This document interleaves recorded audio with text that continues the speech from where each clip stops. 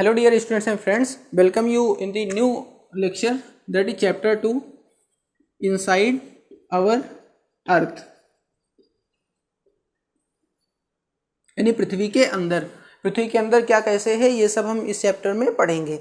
तो आपने अपनी पृथ्वी के बारे में इसके पहले जो भी वो जाना समझा है, तो उसमें ये है कि पृथ्वी गोलाकार है, ठीक है। ये जब बनी थी तो आग का गोला थी, फिर धीरे धीरे ये ठंडी हुई है। तो ये जो ठंडी हुई है तो इसके ठंडे होने में जो है काफ़ी विविधता पाई गई है, यानी एक हिसाब से नहीं ठंडी हुई, ऊपर से धीरे धीरे ठंडी होती गई है अंदर की तरफ। तो अभी भी जो सेंटर में है वहाँ पे बहुत ज़्यादा टेम्परेचर, और यहाँ से अंदर की तरफ टेम्परेचर बढ़ता ही जाता है। अंदर टेम्परेचर इतना ज़्यादा है कि लगभग 5500 डिग्री सेंटीग्रेड के आसपास है। पृथ्वी हमारी जो है वो लगभग प्याज जैसी है, जहाँ पे छिलके दर छिलके आप वहाँ पे अलग कर सकते हो। यानी अब वो अलग किस तरीके से, जो स्टेज है उनका, यानी सॉलिड है, लिक्विड है, या उनमें पाए जाने वाले जो एलिमेंट हैं वो कौन कौन से हैं, इस बेस पे उनको अलग किया जा सकता है। तो अगर हम पृथ्वी को देखते हैं तो इसमें 3 लेयर में इसको डिवाइड कर सकते हैं। ऊपर की लेयर को हम कहते हैं क्रस्ट, देन मिडिल वाली को कहते हैं मेंटल, और इसके बाद में आपकी पाई जाती है कोर। तो क्रस्ट जो है ये, जैसा कि यहाँ पे दिख रहा है कि सबसे ऊपरी लेयर है, इसको मिनरल स्किन भी बोलते हैं, क्योंकि यहाँ पे सारे मिनरल्स यहीं पे पाए जाते हैं। यहीं पे ह्यूमन बीइंग्स, प्लांट्स, ये सब सारी चीज़ें यहीं पे पाई जाती हैं, बहुत ज़्यादा इंपॉर्टेंट है। क्रस्ट जो होती है 2 तरीके की होती है। एक है आपकी कॉन्टिनेंटल क्रस्ट, और दूसरी है आपकी ओशियानिक। क्रस्ट की थिकनेस जो है वो 35 किलोमीटर के आसपास है, लेकिन इसमें से ओशियानिक क्रस्ट जो है वो काफ़ी पतली है, काफ़ी थिन है। ओशियानिक क्रस्ट आप समझो जो ओशन बॉटम है वो, और कॉन्टिनेंटल क्रस्ट जहाँ पे हम लोग रह रहे हैं। कॉन्टिनेंटल क्रस्ट जो है ये बनी हुई है सीमा लेयर से। सीमा ऐसा ही का मतलब सिलिकेट्स हुआ, और नहीं सियाल लेयर से बनी हुई है। ये सही का मतलब सिलिकेट्स हुआ, एल का मतलब हुआ एल्युमिनियम। और जो ओशियानिक लेयर है ये बनी हुई सीमा लेयर से। ये सही का मतलब सिलिकेट्स हुआ, और एम ए का मतलब हुआ मैग्नीशियम। यानी इन जो एलिमेंट्स की मैं इन एलिमेंट्स का जो मैं नाम ले रहा हूँ, ये एलिमेंट्स हैं जो इस लेयर में सबसे ज़्यादा पाए जाते हैं। देन क्रस्ट के बाद आता है मेंटल। हाँ, ये जो है ये सॉलिड स्टेज में है। देन आता है मेंटल। मेंटल जो है ये लिक्विड या सेमी लिक्विड स्टेज में है, यानी अर्धगलित अवस्था में है, सेमी लिक्विड में है। वो इसलिए है कि जैसा भी यहाँ पे बताया कि टेम्परेचर नीचे की तरफ जो है वो बढ़ता जाता है, तो यहाँ पर पाए जाने वाले जो भी पदार्थ है, जो भी मैटर है, वो सब क्या है, पिघली हुई स्टेज में है। इसकी जो थिकनेस है वो 2900 किलोमीटर के आसपास है। और इसके बाद में फिर आती है सबसे अंदर वाली परत, जिसको हम कहते हैं कोर। यहाँ पे टेम्परेचर तो बहुत ज़्यादा है, लेकिन ऊपर से लोड इतना है, इसके ऊपर प्रेशर इतना है कि ये भी सॉलिड स्टेज में पाया जाता है, ये मेल्ट नहीं हो पाता है। ये 3500 किलोमीटर की रेडियस में इसकी थिकनेस है। इसको नीफे बोलते हैं, यानी ये नीफे लेयर है, जहाँ पे एन फॉर निकिल होता है, एफ फॉर फेरस होता है।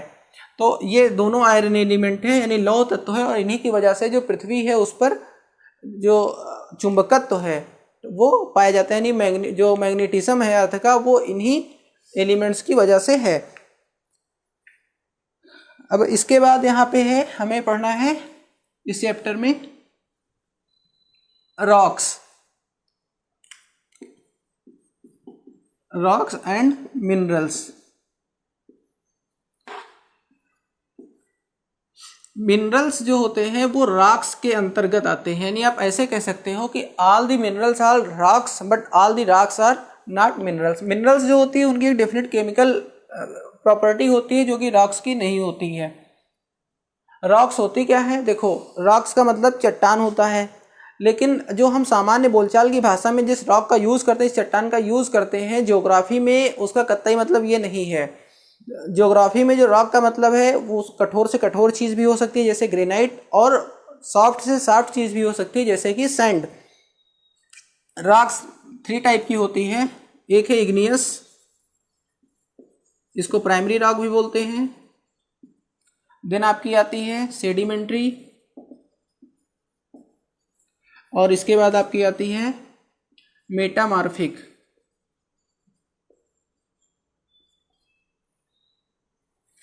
जो अभी आपने मेंटल वाली लेयर देखी थी जो पिघली हुई अवस्था में होती है, तो वहां पे जो पिघला हुआ पदार्थ होता है उसको हम बोलते हैं मैग्मा, और वो मैग्मा जब निकल करके बाहर आता है तो हम उसको बोलते हैं लावा। तो यही लावा जो बाहर निकल करके आता है और वो सॉलिडिफाई हो जाता है यानी कि जम जाता है, तो वो बनाता है इग्नियस रॉक। इसको हिंदी में बोलते हैं आग्नेय चट्टान।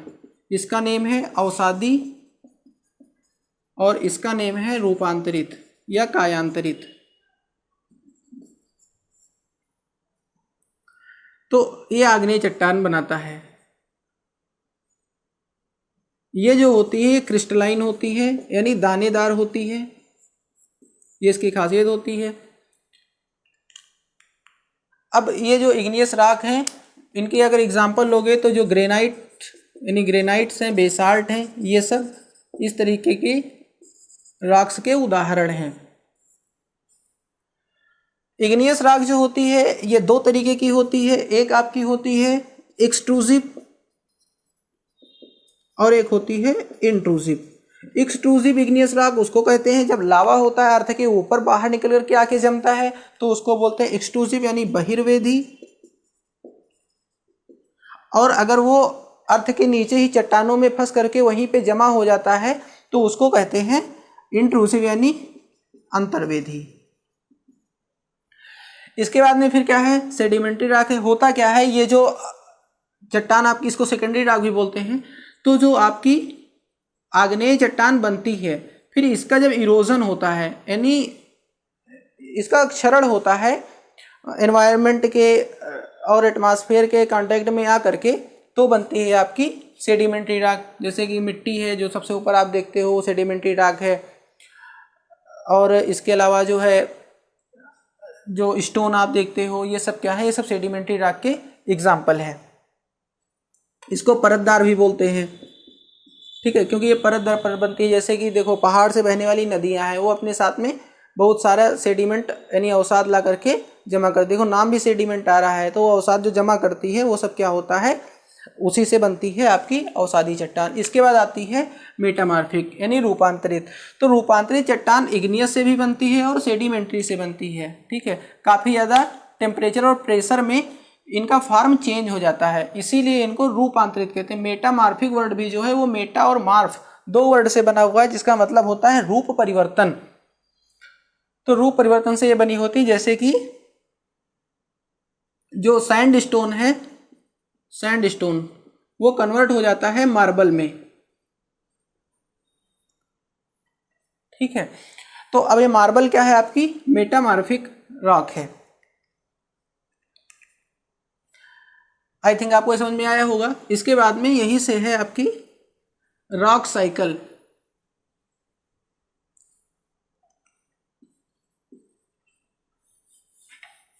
जैसे वाटर साइकिल होता है, ऑक्सीजन साइकिल होता है, ऐसे रॉक साइकिल है। रॉक साइकिल का मतलब यही हुआ कि ये जो तीनों चट्टानें जो आपने पढ़ा है ये आपस में बनती बिगड़ती रहती हैं। जैसे इग्नियस रॉक्स आपकी बनी और इसका जो है इसमें इरोजन या वेदरिंग हुई इसकी, यानी अपक्षय या अपर्दन हुआ, तो उससे आपकी बनी सेडिमेंट्री रॉक। और सेडिमेंट्री और इग्नियस दोनों रॉक जो हैं वो क्या होता है, टेम्परेचर और प्रेशर में बनती हैं मेटामॉर्फिक, मेटामॉर्फिक बनती हैं। और सेडिमेंट्री और मेटामॉर्फिक ये दोनों भी अगर उस जगह पे पहुंचे जहां पे टेम्परेचर ज़्यादा है, मेल्ट हो जाती हैं रॉक्स, उस जगह पे अगर पहुंचेंगी तो दोनों फिर से क्या बन जाती हैं, इग्नियस रॉक्स। तो इस तरीके से इनकी पूरी साइकिल चलती रहती है, जिसमें आपस में बनती बिगड़ती रहती हैं। आपका जो डायमंड है यानी हीरा, वो कोयले से बनता है, वो भी क्या है, अब जब तक वो कोयला है तब तक वो आपकी सेडिमेंट्री रॉक है, और जब वो डायमंड बना तो क्या हो गया, आपकी सेडिमेंट्री रॉक हो गई। अब इसके बाद में फिर है कि इनका इंपॉर्टेंस क्या होता है। तो ये जो रॉक्स है, तो जितने हमें मिनरल्स मिलते हैं, जितने भी खनिज पदार्थ हैं, जिसमें लोहा, कोयला, सोना, चांदी, तांबा, टिन, पेट्रोलियम, ये सारी चीज़ें जो हमें मिलती है वो सब क्या है, वो सब रॉक्स हैं। इसके अलावा मिट्टी भी रॉक में ही आती है। तो इन सब चीज़ों से हमारी बहुत सारी इकोनॉमिक एक्टिविटी चलती है। हम घर बनाने के लिए हमें जो पत्थर मिलता है, ईंटें हम बनाते हैं मिट्टी से, वो सारी चीज़ें, तो ये सब हमारी इकोनॉमिक एक्टिविटीज़ के पार्ट हैं। तो इस तरीके से ये सब हमारे लिए इम्पॉर्टेंट हैं। तो इस तरीके से चैप्टर यहाँ पे ओवर होता है। मिलते हैं थर्ड चैप्टर के साथ में अगले वीडियो में। तब तक आप चैनल को सब्सक्राइब करिए। नीचे कमेंट बॉक्स में बताइए कि वीडियो आपको कैसा लगा। धन्यवाद।